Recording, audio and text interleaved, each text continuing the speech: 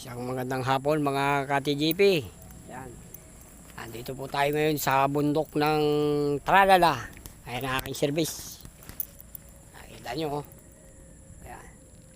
Grabe ang daan na aking pinuntahan. Ayan.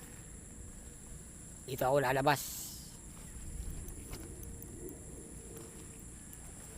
Ayan, may mga nagtatanim. Ganda ng lugar. Isang magandang hapon po. Ayan mga ka-TGP. Pagdating tayo ng pasayro dito. Medyo mahirap ang daan, pero sulit naman yung arkila. Ayan. Sasakay na tayo para makauwi na.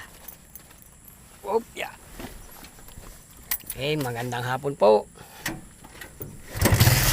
Ito ang problema, paano tayo makapagbibideo? Wala pala akong handle.